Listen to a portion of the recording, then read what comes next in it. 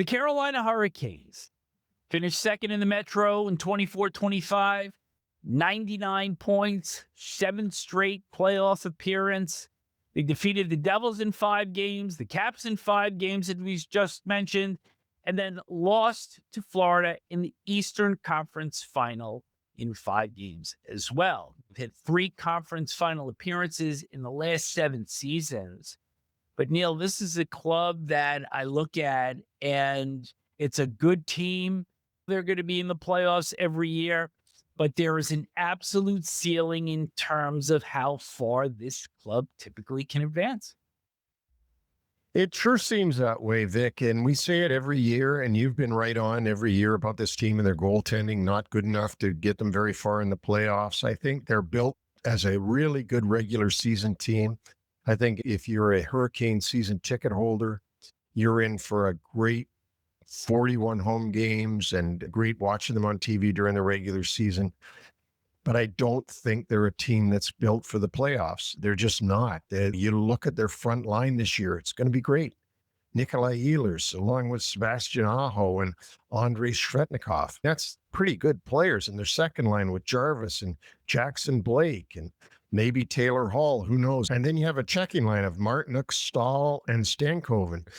That's real good. So they're solid. They're deep. Their defense. Now on defense, K'Andre Miller comes in. Let's talk about that for a minute. They paid a big price and a big salary to bring in K'Andre Miller. I don't think you and I think as much of K'Andre Miller as that trade and that signing would be. No. And so let's hit the additions for the Hurricanes, because as you mentioned, K'Andre Miller comes in a trade with the New York Rangers in exchange for defenseman Scott Morrow, who saw a little bit of action during the playoffs last year. The Hurricanes also surrendered their first 2 picks in 2026. And then Miller signed for 8 years, $7.5 million AAV. And then perhaps even the bigger story was Nikolaj Ehlers coming in as a UFA from Winnipeg, 6 years, $8.5 million per. And I think, Neil, this was a move that the Hurricanes had to make. They had to show that they could land a big fish in that Carolina market. But I think one of the things that you shared with me, as soon as the signing was made, it's great for Carolina, but he's just another player in line of already what they have. And Ehlers scored 20 plus goals in 8 of his 10 years as a Winnipeg Jet. He's never reached 30.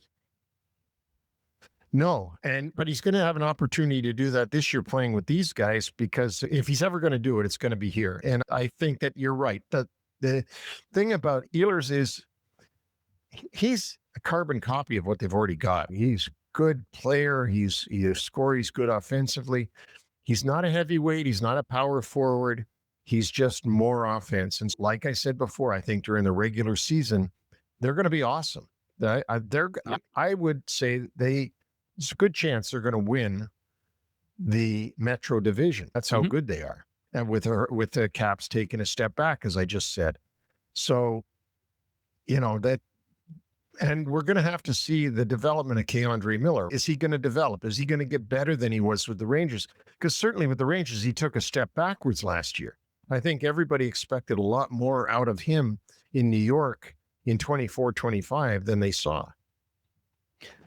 Couple of other ads that I want to get to because this is going to fit in with the rest of the discussion. Mike Riley comes in from the New York Islanders as an unrestricted free agent, and goalie Caden Primeau comes in a trade with the Montreal Canadiens. You're going to get into a little bit of a side story after that. A lot of RFA, UFA re-sign. Taylor Hall, Frederik Andersen, Eric Robinson are the notable re-signs as UFAs for the Hurricanes. The restricted free agents that are re-signed, Logan Stankoven, as Neil had mentioned his name before, 8 years, $6 million on average. Ryan Suzuki, the brother of Canadiens captain Nick Suzuki, and Skyler Brind'Amour, center and the son of head coach Rod Brind'Amour. So a little bit of an interesting thing here in that Caden Primeau and Skyler Brind'Amour are going to be playing together. And both of them have fathers that played for the Hurricanes. And this is amazing. Their fathers were traded for each other. And that put Rod Brind'Amour into the Carolina Hurricanes to be the captain who held the Stanley Cup over his head when they won it in 2006. And of course, that sent Caden Primeau's father, Keith Primeau, to the Philadelphia Flyers. And so for those two guys to play, it's a second generation of Hurricanes for sure. I'm sure there's a lot of pressure on Skyler Brind'Amour, though, when your dad is behind the bench. That must be something very unique. It's so that we'll see how that all turns out. Caden Primeau had some real good nights with the Montreal Canadiens. So let's see if he develops. But they'll be depending on that for their future. The Keith Primeau-Rod Brind'Amour trade took place in 2000. And of course, Keith Primeau, not to digress here, but he had some heroics scoring in that 5 overtime game for the Flyers against the Pittsburgh Penguins in the playoffs of that year.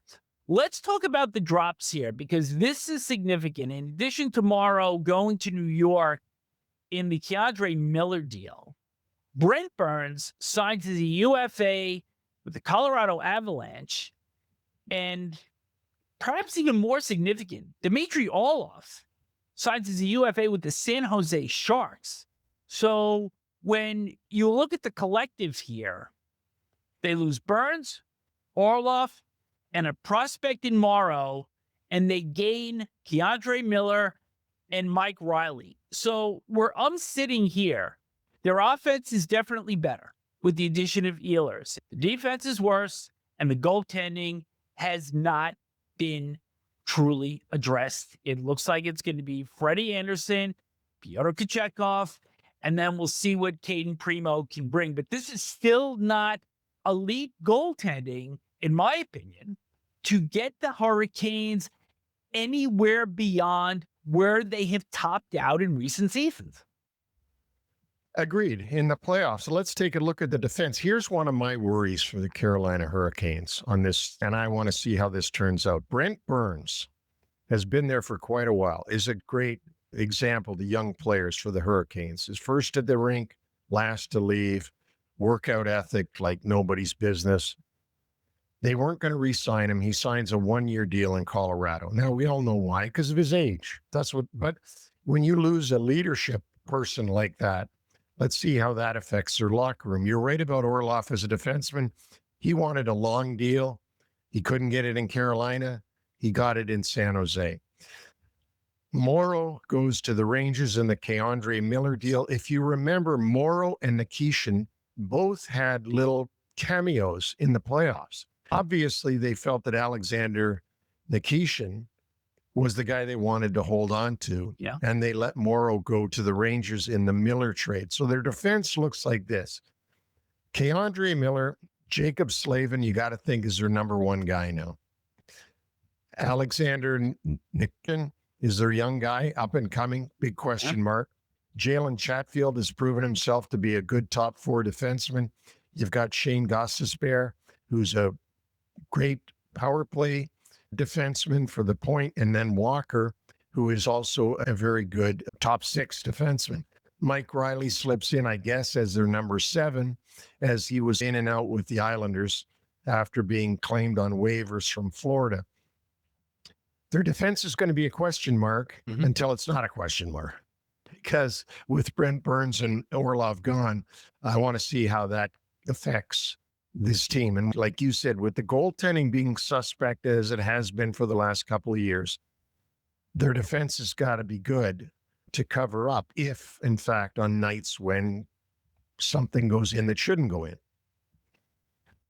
I'm going to be interested to see how Mike Riley does because he had the heart ailment. He had another issue health-wise last season. I think this is a good under-the-radar pickup by the Hurricanes and general manager Eric Tulsky. And before I let the Hurricanes go, we're talking about their offense, and I certainly don't want the Kings fans angry at us because Seth Jarvis continues to be an outstanding center for the team.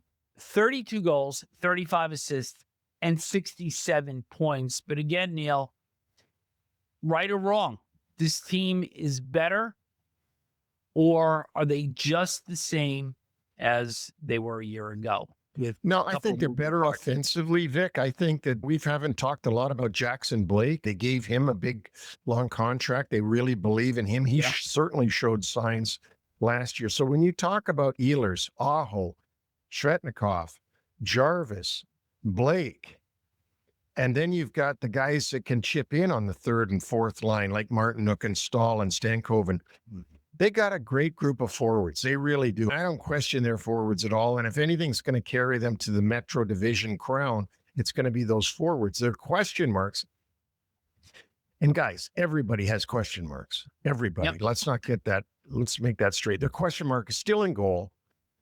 And now they've got question marks on defense because they made changes. They made changes to Brent Burns is gone. Andre Miller is in.